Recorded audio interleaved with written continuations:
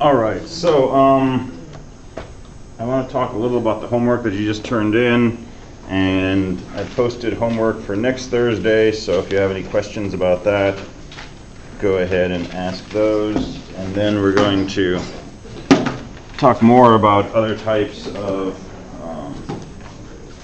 logic devices, and this will lead us to the end of this current unit, which is Chapter 3 and parts of Chapter 9. Uh-oh. All right.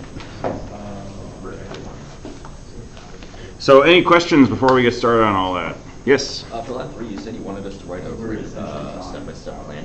Yes, a written test plan. Written test plan, so like how should that look like?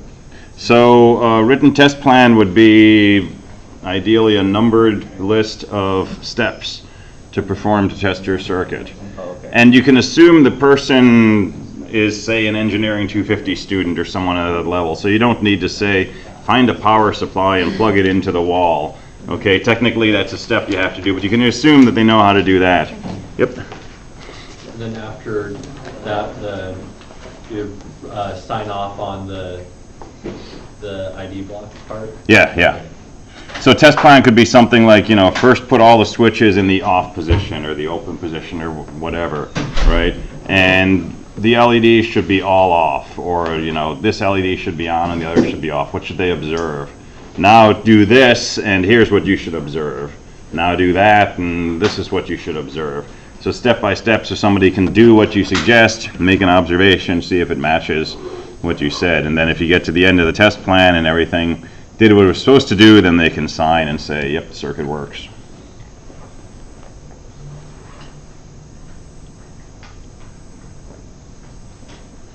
All right, other questions? Yeah? Are we going to talk about the midterm? When is the midterm? Someone was just asking me, is it like 3 weeks? No, it's next Tuesday. Really? It's not on Canvas yet. Oh yeah, May 9th. Okay, it's a week before my other class. Okay, we'll talk about it on Tuesday. I'll post a list of topics, but basically it's going to be similar to the homeworks and the labs. That's your best prep for it. So the kinds of things you've been doing in homeworks are, looking at circuits and analyzing them, writing truth tables, writing equations, simplifying them using K-maps, or going in the other direction. Here's a truth table or an equation, build a circuit that implements this, right? Make a system diagram, make some switches, hook those up, hook up LEDs, things like homework 4. It's going to be that sort of stuff. And it'll cover pretty much everything that we've done up through, certainly everything that we do up through today.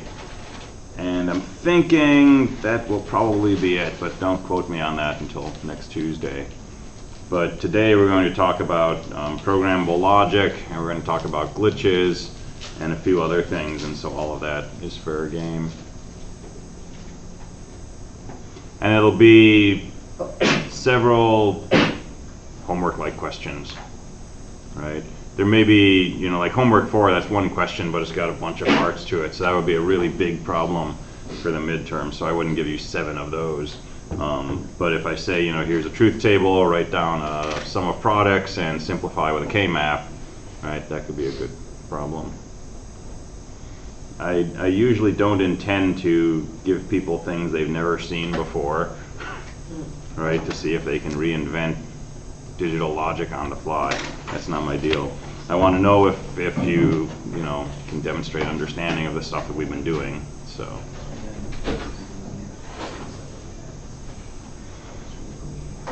All right, other questions?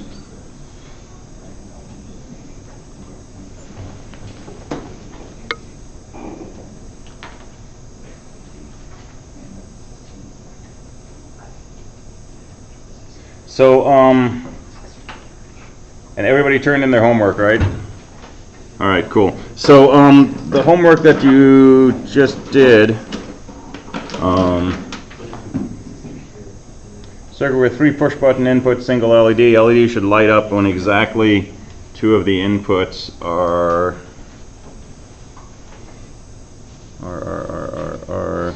pushed. So first of all, let's look at switches. So this is a normally open switch, right? When you push it, it closes, which means it makes contact.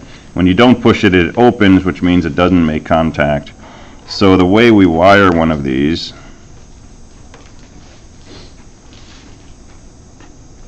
is typically like this.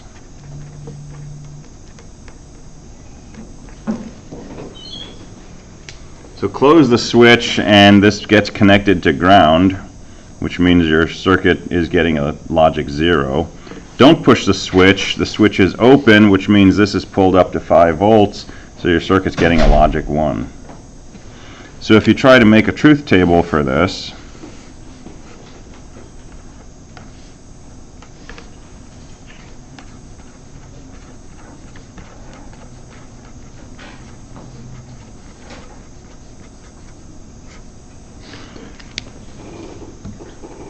and the write-up says 3 push buttons, single output. When exactly 2 of the buttons are pressed, the LED should turn on. So right here, LED on or off in this first row. So that's a 0. Second row, LED on or off. How many say on? How many say off? So if you push the button, what's your logic level? So saying we want the light to be on when 2 buttons are pushed means we want the light to be on when 2 inputs are 0. So this is actually on. So that's why I said be really careful on filling this in. So if you got it backwards, it's not a big deal. But that's on, that's off, that's on, off, off, off. And if you did for 2 1s equal to 0, you just get a slightly different truth table. So this can be confusing, right? And this is why it's useful to have a system diagram, which says A, B, C go in and X comes out. A, B, C equals 0 if pushed, 1 if not pushed.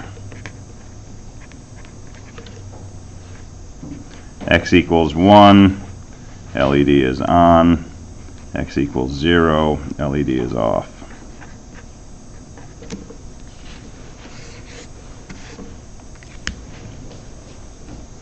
And then that can help you with the truth table. So if you want 2 buttons pushed, oh yeah, 2 zeros. All right, and then you write equations for this. If you simplify them, you have less work to do. These 2 terms should collapse, I believe. And you end up with an equation, and then you sketch your circuit out. So on the circuit diagram, you typically have some point A going into something, and maybe it's got an inverter, and you got some point B going into something, you got some point C, and you got some big blob of circuitry out here which you draw very neatly, and you label the pins and parts and so on, and then somewhere at the end, emerging from all of that, is X, which is your output. So this output should go through an LED, and somewhere in series you want a 1K resistor. You can put it here, you can put it here, you can put it here, but somewhere between the final output and the ground you want a resistor, 1K ohm, to cut the current that goes through the LED. And even though there's resistors back here for the switches, right, when you have an OR gate, for example, right, this is going to put out theoretically infinite current, right? As long as at least one of these inputs is above 5 volts, this is going to output a logic 1, and we consider that to be sort of unlimited current. Now, it's not in practice. These things will only put out a certain amount, but it may still be too much current for this LED to handle. So you still need a 1K in there. So let's look at the inputs. And I had two people come and show me their circuits, and they had each done the following. So, switch pulls down to ground, and they did this.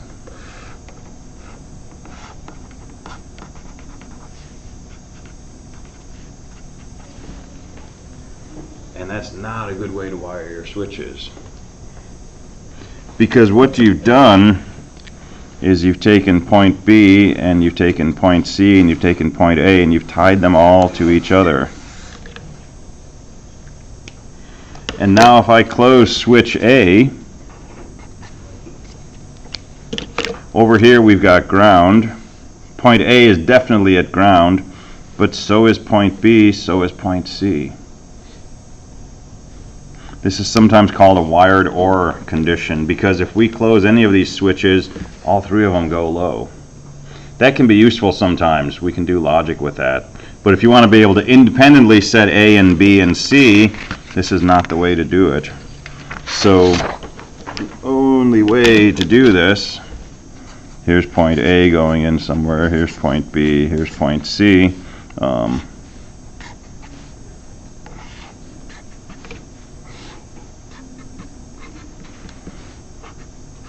Those go to ground. Separate resistors.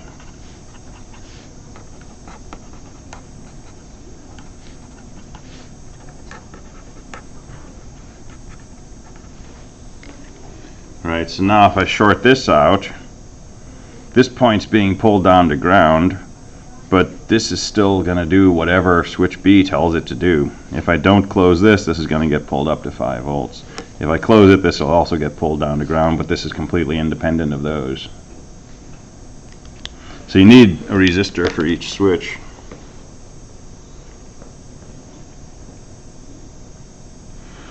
And VCC is VCC, so I mean, if I wanted, all of these could be connected to each other. They're going to be connected to each other because they're all VCC. They're going in that top rail on your proto board, which is all connected.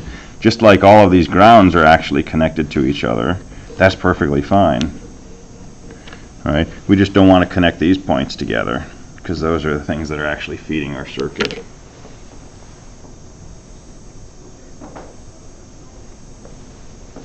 All right, is that clear?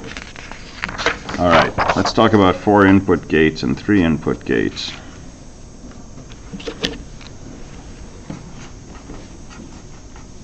Suppose you want to do something like this. You've got 3 variables, maybe they come out of inverters or something, but you want to do an AND of 3 gates. If you have a 3 input AND gate, use it. It's perfect. It's exactly what you need here. But suppose you don't have a 3 input AND gate. So you've got a few options. So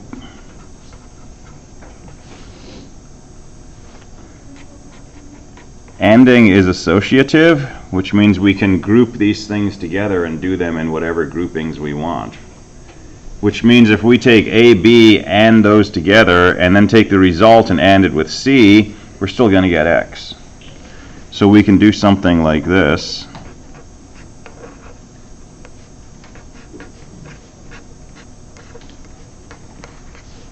And that's guaranteed to give us the correct X.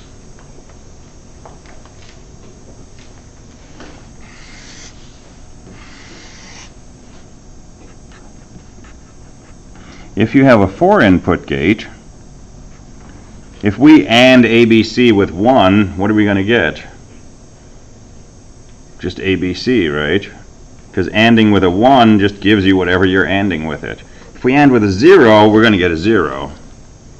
But if we AND with a 1, we're just going to get this back. And this is one of these properties we talked about in Boolean algebra, which is basically, you know, D and 1 is equal to D. D or 0 is equal to D. D and 0 is equal to 0. D or 1 is equal to 1. So we're using this property right here. Say if we AND with 1, it's not going to change anything. So if you have a 4 input AND gate,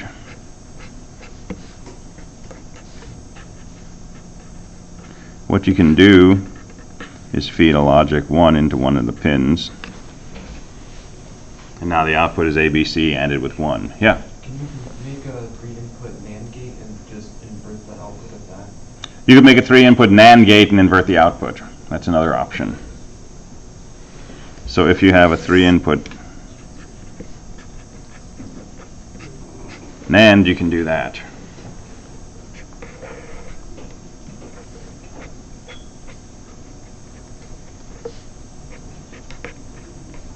So that's also equal to X. There's another option.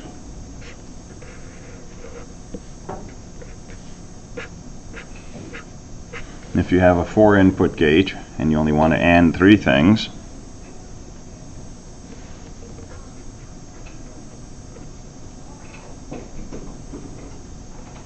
we could feed C, for example, into 2 of these inputs. And now X is equal to A ANDed with B, ANDed with C, ANDed with C. And we have another identity which says C ANDed with C is just equal to C. So this is equal to just A ANDed with B, ANDed with C. And then you don't need a resistor. And you don't need to run a wire over to VCC. So you just connect 2 of these inputs together. And it acts like a 3-input AND gate now. So that's another option.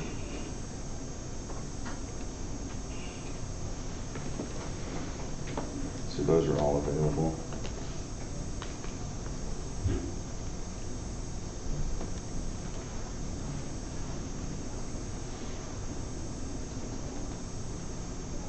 All right, questions on that?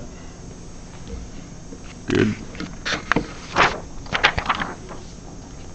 All right, let me show you something cool we can do with multiplexers.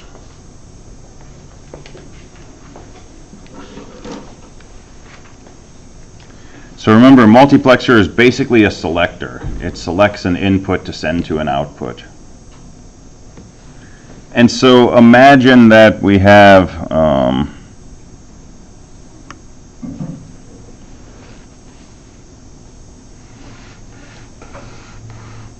imagine an 8-to-1 multiplexer.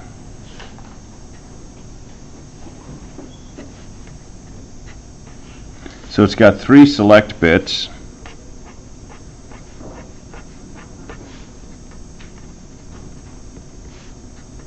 It's got 8 inputs, and it's got a single output.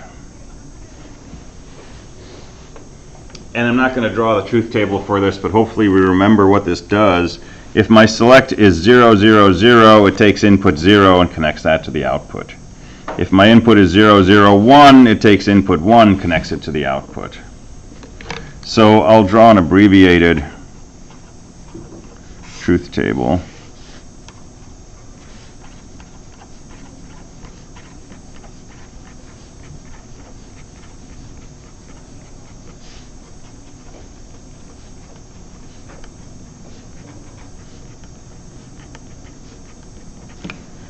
So that's what a 8-to-1 mux does. All right, so you're on a desert island and you're asked to make a circuit to implement a truth table.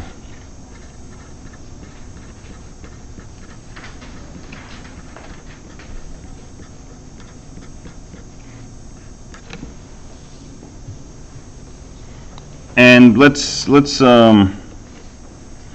our homework truth table. So if exactly 2 of these inputs are 0, we want the output to be a 1.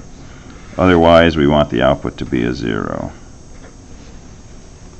So we want to design a circuit that gives this X for those A, B, and C. But we don't have any AND gates, OR gates, inverters. All we have is an 8-to-1 mux. Okay, desert island. We can implement the circuit just using an 8-to-1 mux. It's very simple to do.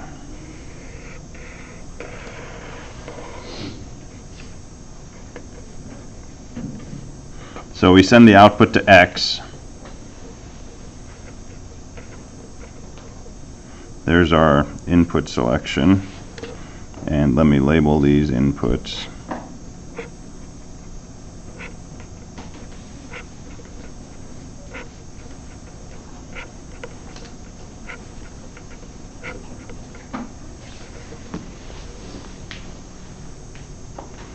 Alright, here's how I'm going to use this mux.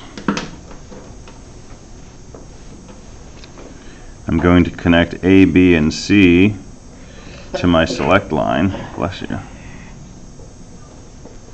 And I'm going to make a ground connection from input 0, input 3, and inputs 5, 6, and 7.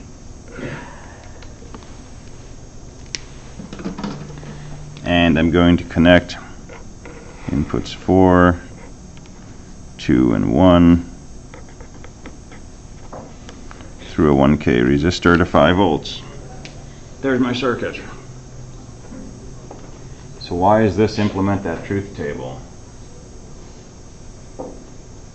Because if A, B, and C are 0, my select inputs are 0, 0, 0. My output's going to be I0, which is ground. That's a 0. So that's correct. If my inputs A, B, C are 0, 0, 1, my select inputs are 0, 0, 1. My output's going to be I1, and I1 is 5 volts. That's a logic 1. So that's going to be the correct output in that case. And so on. If my input's 0, 1, 0, it's going to use I2, which is a logic 1. So that's correct. My input 0, 1, 1, it's going to read I3, which is ground, so it's going to send a 0. That's correct. And so on. So if you have a truth table with 8 rows and you have an 8 to 1 mux, you can wire it up directly to implement this truth table just by connecting the inputs to logic 1 or logic 0 in the right way. Is that cool? I think that's really cool. And if you have a 16 to 1 mux, you can do a truth table with 4 inputs.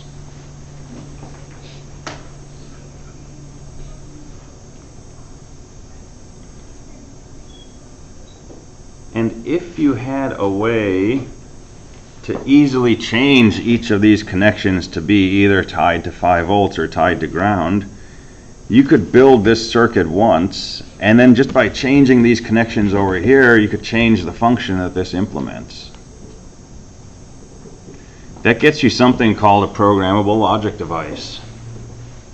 And there are devices, they've been around since the 80s, called field programmable gate arrays. And it's typically a single chip. They're pretty big now, physically.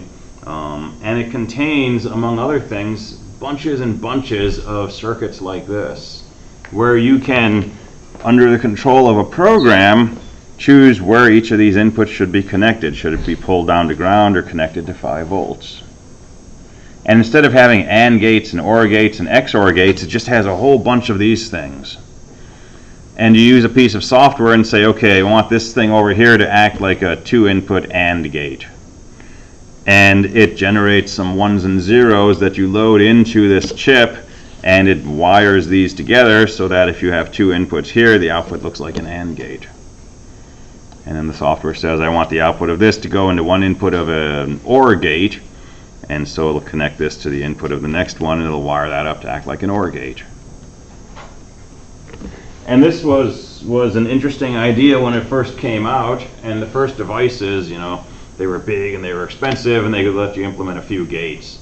So not horribly useful at the time. Today, you can buy, these are some of the biggest chips available. They have multi-billions of transistors inside, which means you can implement hundreds of thousands or millions of gates inside a single chip without having to ever pick up a breadboard or a wire. It's all done through software. And so field programmable gate arrays, FPGAs, have really changed the way that engineering is done. Cisco, when they were developing routers in their living room in San Francisco,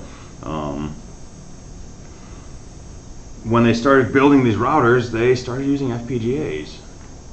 Because to build a chip, you know, like you have inside your computer, to build a chip that has all of this custom circuitry inside, costs you so many millions of dollars to make one. Okay, just a single chip, millions of dollars. And if you make a mistake, if you wanted this wire to go over here, but instead it went to the next spot down, throw the chip away, start again. Another $5 million. Really expensive. Now, if you implement your circuitry with programmable logic, and you make a wiring mistake and it goes to the wrong pin, go into your software, you move the wire down, you say rebuild it, load it back into the chip, and you've got a second try. And you can do this pretty much an unlimited number of times. And once you deploy your device, you find that, you know, we need to change something because we didn't anticipate some particular use case, right? You don't have to go out and collect the devices back from people and throw them away and make new ones. You just download a new program, so a firmware update. So this really changed the way that engineering was done. And field programmable gate arrays, FPGAs, are still a big part of what we do. The other nice thing about this is, since you can change the physical behavior of this through software, you can have programs that can modify themselves. You can have hardware that can modify itself. You can build a circuit that can analyze itself, test itself, find out that, you know, a bit of an asteroid just flew through this part of my circuit board and this part isn't working very well anymore. I'm going to build a replacement for that over here in this unused area, and I'm going to change the connections to that to connect over to here, and you can have a self-repairing system. So this gets into my research area. This is the thing called the cell matrix, which was a early type of field programmable gate array back in the mid-'80s, and is built with the ideas of self-repair and self-analysis, introspection, self-consciousness, etc., all this good sort of stuff. So that could be like a whole sidetrack, but we're not going to go there right now. But FPGAs are interesting, and we will have a chance to play with some FPGAs towards the end of this course. The last part of this course, we spend a few weeks talking about something called Verilog. And Verilog is a way to describe circuitry with something like a programming language. So instead of drawing truth tables or circuit diagrams, we can write something that's going to look like a program. It's going to have if statements, it's going to have starts and ends and curly brackets and all these things. If you've done 121, CSE 121, it'll look a lot like that. But it's actually describing hardware. And if you have the right software, which we do, you can take that description, you can run it through the software, and you can put that into a FPGA and implement your circuit. And so we have small FPGAs that you get to use in this course, and we're going to have probably an optional lab. It's not going to be required, but I'm thinking I'm going to do an optional lab 8 where you get to actually program these things using Verilog as a description language. And that's usually a lot of fun. So we'll come back to FPGAs later. But I want to talk about some other kinds of programmable devices, and these predate FPGAs. And we have been right on the cusp of coming up with this ourselves. Every time that we draw a circuit in this course. So suppose we want to implement an equation. Let's see, could we do this on the board? Let's do this on the board. So let's break into groups, and I'm going to write an equation of 3 inputs, and I'm going to ask you to very neatly sketch a circuit diagram the way that we describe, where we have inputs running vertically, and then we take wires across to go into AND gates and OR gates. So we're going to have 3 inputs, and I want you to start like that. Thanks.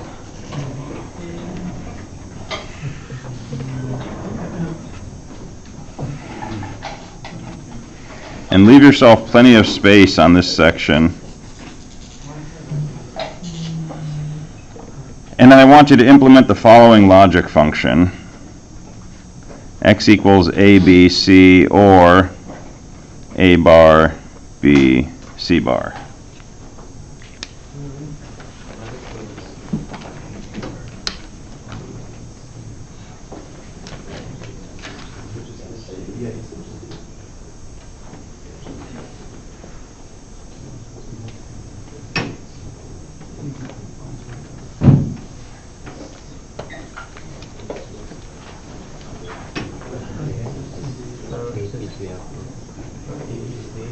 want to pick it over there or over here? Take it to the right. You know what, I'm actually gonna need And you can use 3 input gates.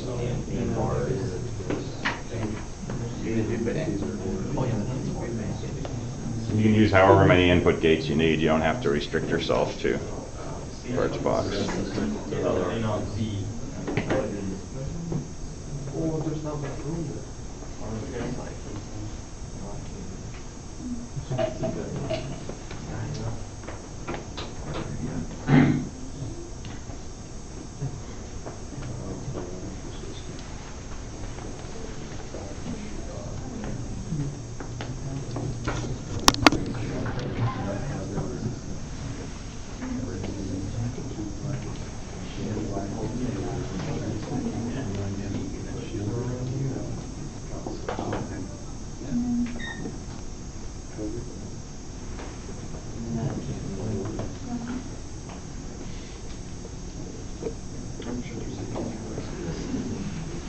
I like it. So it's just B.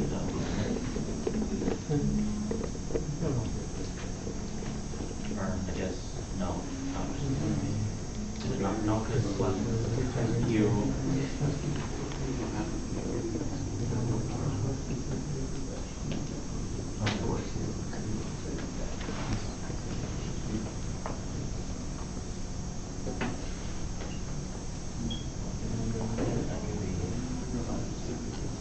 Yeah, you can just call the output X.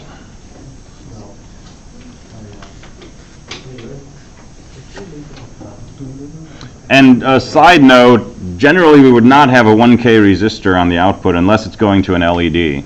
If it was going to feed into another gate later, we wouldn't want a resistor there because that's going to limit the current. It's only for LEDs that we need to be careful about current.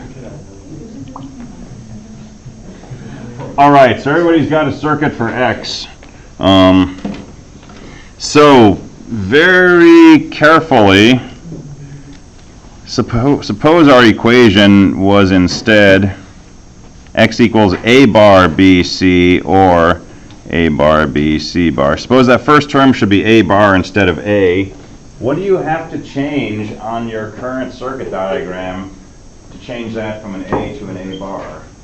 Have it go through the, have it stem from the inverter. Sorry? Have it extend from the inverter. Yeah. Yeah. So go ahead and make one change to your picture that changes that from an A to an A bar.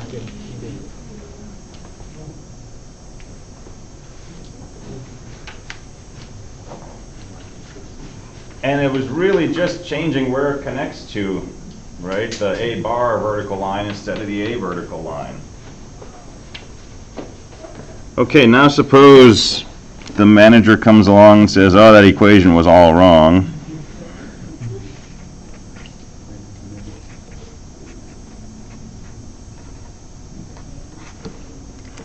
We want this crazy equation, X equals A, B bar, C bar, or A bar, B bar, C. And you don't want to erase all of the work that you just drew. How can you change your circuitry to look like that third equation?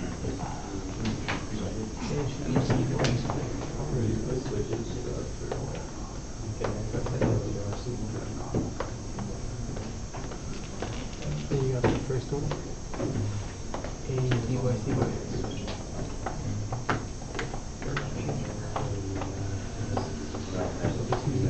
Yeah, I actually talked to talking this morning.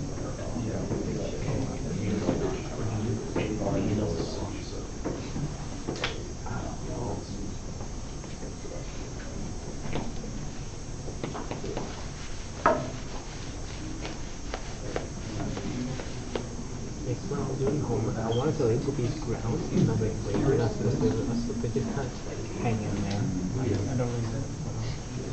So it'd be That's true, yeah. Now that I think about it. So I'm just drawing the line and it's like, I don't know where you go, they're just in Third and second equation, and both C's in the second.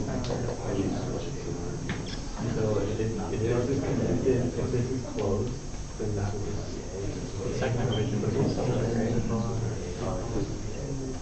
he said without a rate table or be fine. All right, everybody got the idea here? Even if you didn't finish doing all of the redrawing?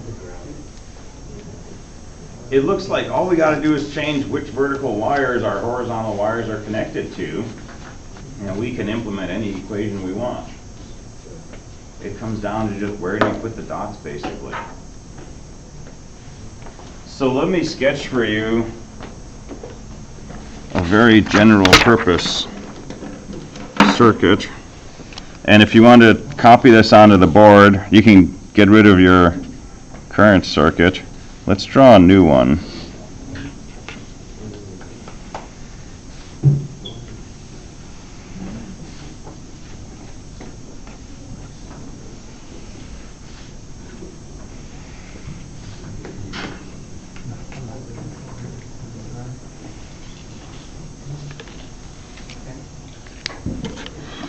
And so we have this convention when two wires cross. If we want them to be connected, we put a little dot at the cross point. If we don't have a dot, then we're assuming they're not connected.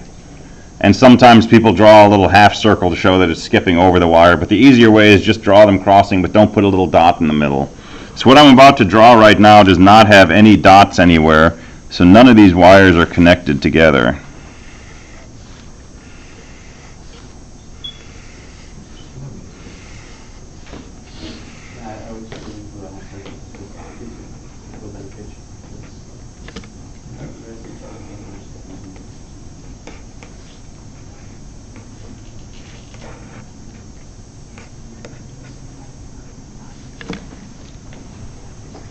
So if you make a picture like that, there's nothing going into the AND gates yet. They're not connected to anything. So this is not a well-defined circuit.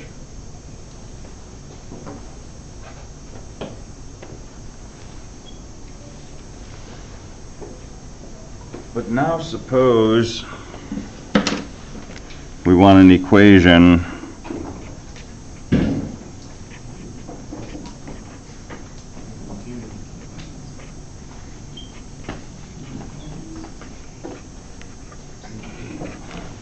random equation like this. Suppose we want x to implement this equation. Can you see that all you got to do is put some dots down on this matrix of wires on the left to make the right connections? So go ahead and add some connections.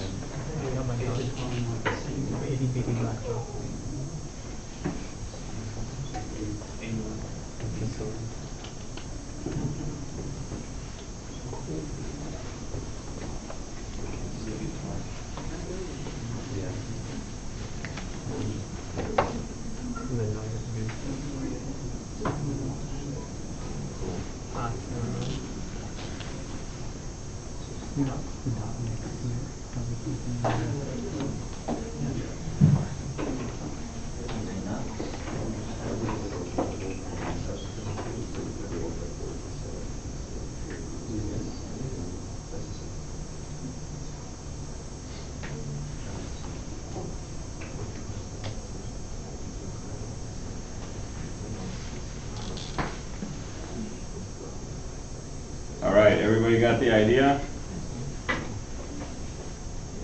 All right, so this is a way that we can design logic without having to specifically put together AND gates and OR gates and make a bunch of complex wiring. If we have a blank circuit like this, and we have a way to selectively make connections between the vertical and horizontal wires, we can configure this to implement any logic function we want. In this case, as long as it's the sum of two product terms of three variables. All right, go ahead and sit down. This looks good. Let's talk about how we use this.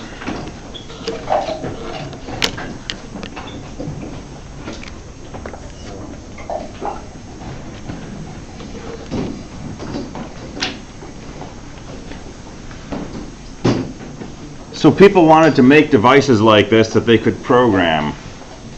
And it's not clear how we can somehow take a device that's already been manufactured, one of these physical chips, and cause it to make connections between wires inside.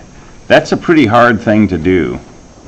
What's easier to do, though, is to take a connection that's already there and make it go away.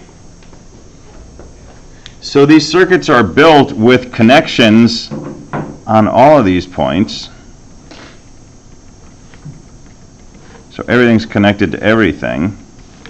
And the places where you don't want a connection, you want to somehow break that connection. And the way they do that is by using fuses.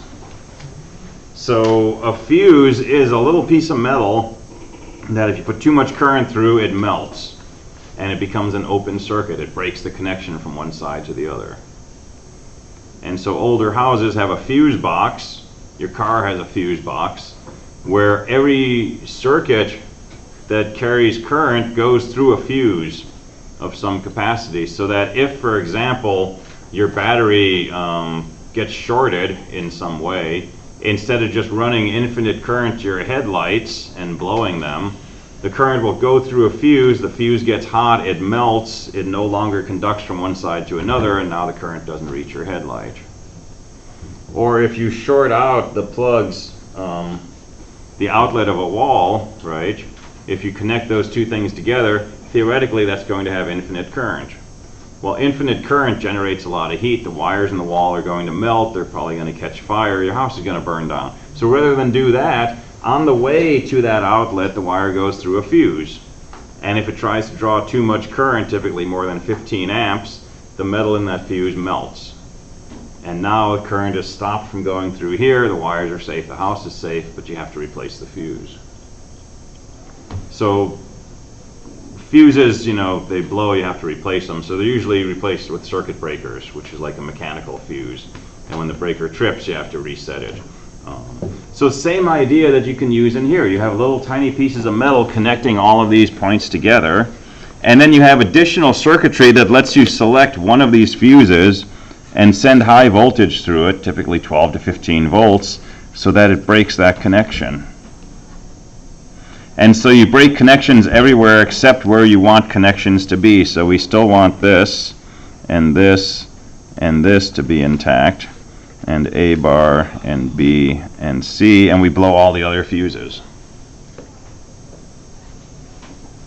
And so this is a programmable logic device. So PLD for short.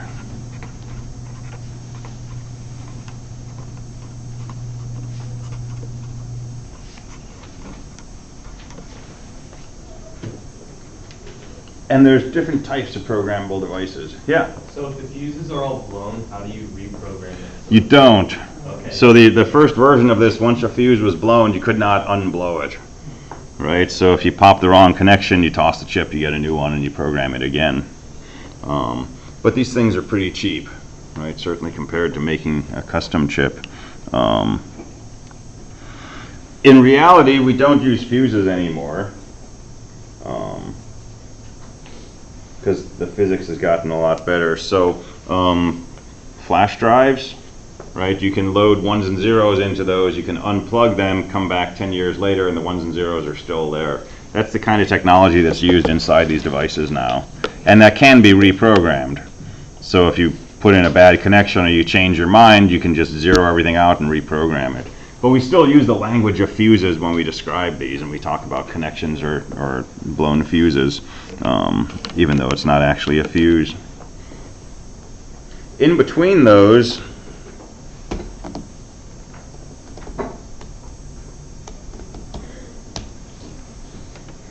we had these things.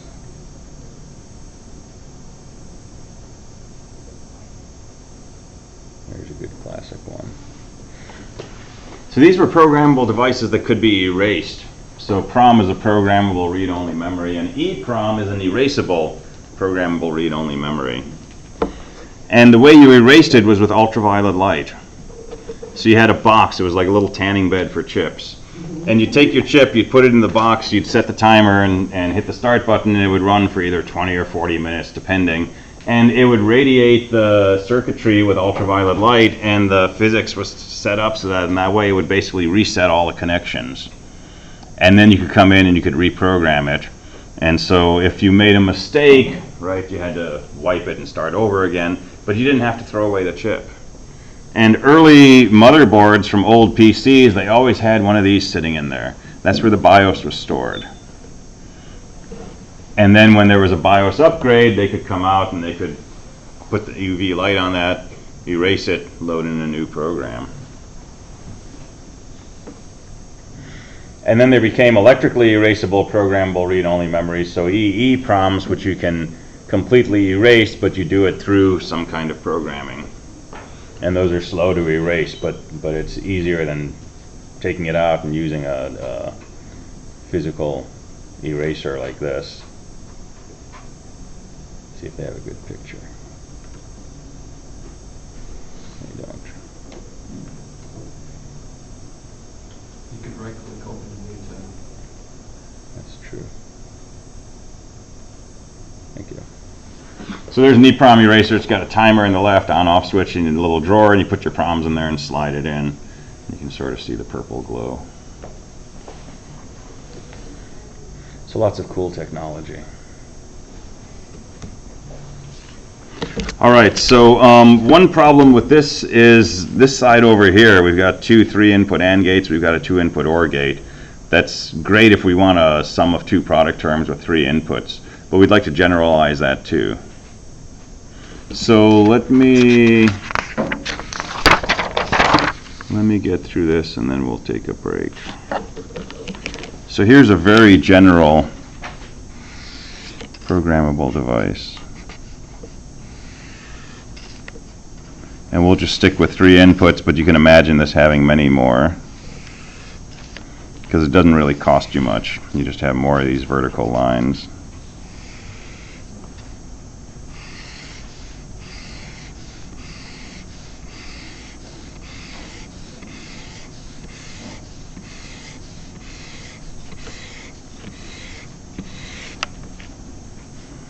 Alright, so here's 3 things in an AND gauge. Here's 3 things with an AND. Here's 3 things with an AND.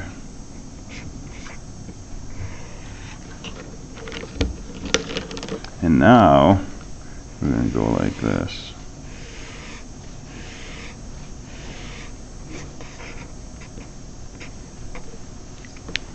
So we're going to have another fuse plane over here on the right, and we can choose which of these product terms we want to send into our sum term, our OR gate. And we don't have to just implement a single function. We could use this one programmable device to implement 2 output functions, say F0 and F1, or 16 output functions by just extending this over. And so a very general purpose device will have a bunch of inputs, a bunch of outputs, and by making connections in the right spots, right, you can make your output functions anything that you want based on your inputs. So this is called the AND plane. Not very imaginative because it goes into AND gates. This is called the OR plane because it goes into a bunch of OR gates. And there's different versions of these programmable devices.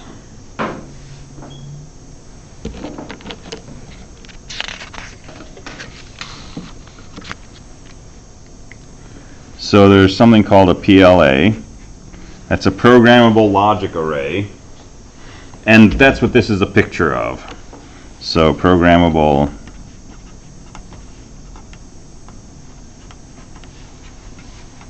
and a programmable OR.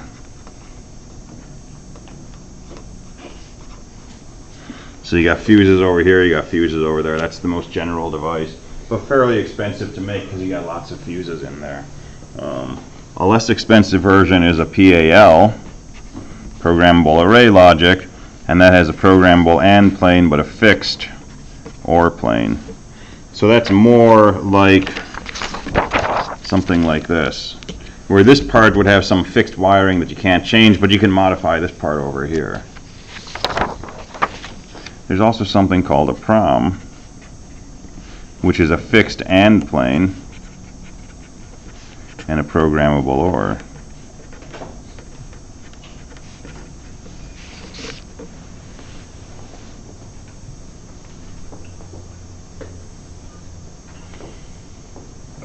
And this one is interesting.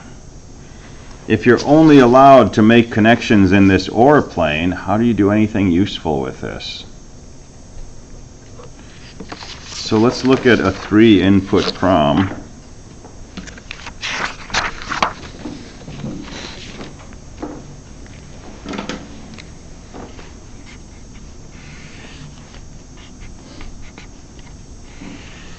So there's A and A bar, here's B and B bar, and here's C and C bar. Well, what should we put in this section since we can't program it, since we can't change it? Should we make it look like that picture back there, or should we make it look like something different? We want this to be as general as possible, so let's make it look like every possible thing we could ever want. There's really only 8 possible ways that I can make connections in here that are reasonable. I could choose to connect all of these to A bar, B bar, C bar. I could connect to A bar, B bar, C, A bar, B, C bar, A bar, B, C, or the same things but connecting to A instead of A bar.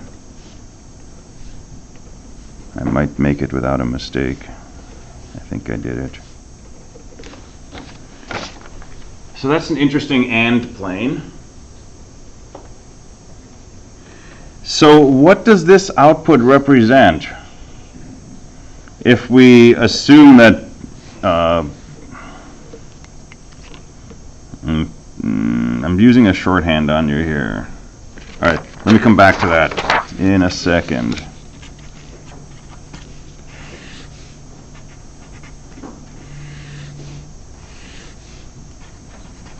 I jumped the gun a little bit. Okay, I wanted a wiring for A bar, B bar, C bar, so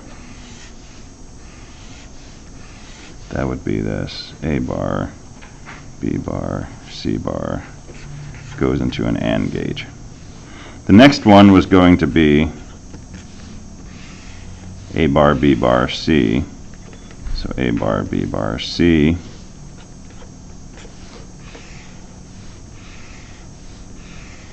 The next one was going to be A bar, B, C bar, and so on, with the last one being A, B, C.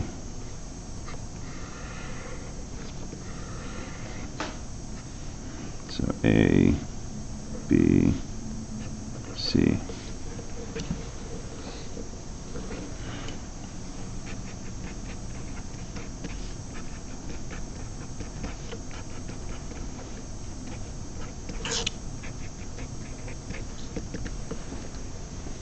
Have we seen these expressions before? Do we have a shortcut name for this?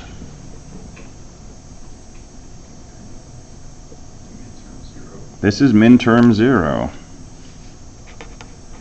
This is minterm 1, minterm 2. This is minterm 7.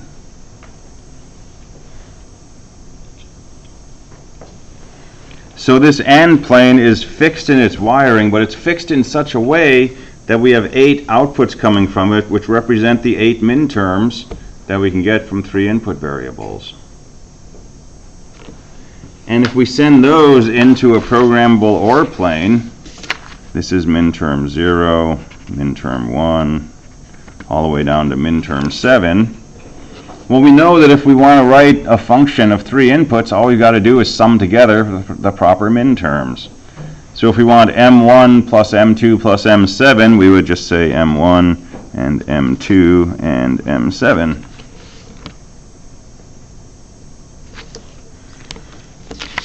So these proms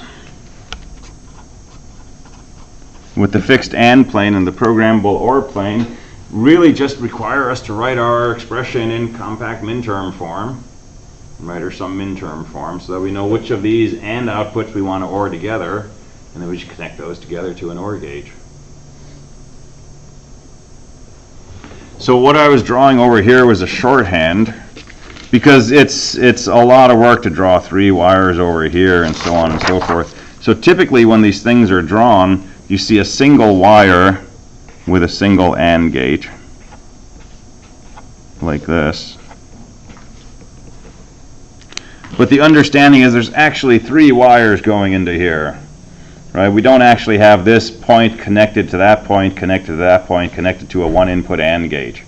Okay, this is a shorthand saying that there's 3 different inputs going here, and one of them comes from here, one from there, one from there. But it makes the drawing a whole lot easier to draw. And then on the OR plane, we do exactly the same thing. We'll have a single wire going into an OR gate, and that's function F0.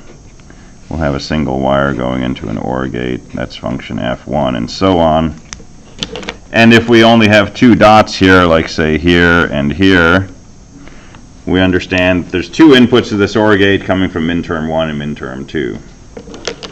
And so F0 would be minterm 1 ORed with minterm 2. And this is the way we actually draw fuse maps.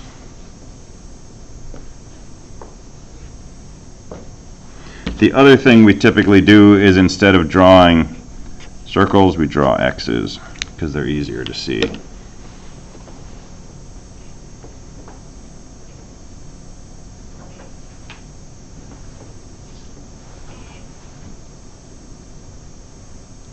All right, let's do a 5-minute break and then we'll wrap this up and we'll move on to chapter 4.